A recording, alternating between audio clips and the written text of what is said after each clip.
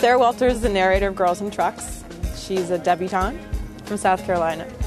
She moves up north. So people often ask if I am Sarah Walters. Is the book autobiographical? And the answer is yes, definitely I am Sarah Walters, and also no, I absolutely am not.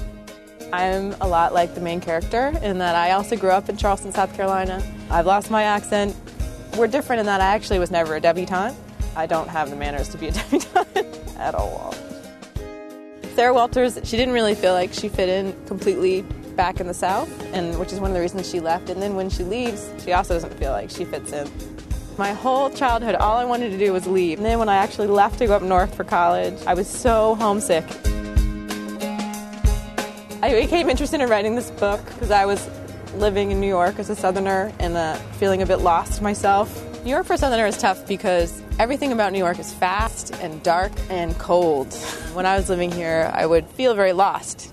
And so I used to go to the promenade in Central Park and sit, and I would feel not lonely there for some reason. Central Park is almost like a character in itself in the book. When I was living here, I was living on the Upper West Side of the park, and I was really obsessed with my ex-boyfriend. He lived on the east side of the park, so I would run around the park hoping to run into him. And then what happened was I actually did see him, but he was with a new lovely girlfriend. So I went crawling back to my studio apartment and started writing about it. So that's how the book came to be.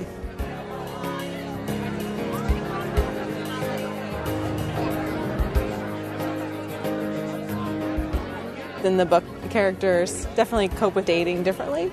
Actually, they're all the way that I deal with dating. So sometimes I'm completely like Annie, the one character that's very meek, and she sort of will bend over backwards to make her boyfriend happy.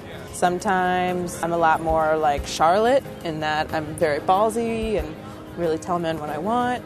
Sometimes I'm like Bitsy and I'm very into impressing men with what I'm wearing.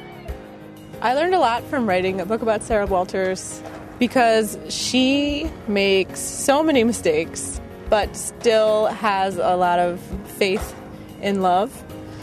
I've applied that in my life because I also have made a lot of mistakes and have had a lot of dark days, and it really took writing this book to understand that life is about the small moments, that we can only appreciate the happiness and love that we have right now.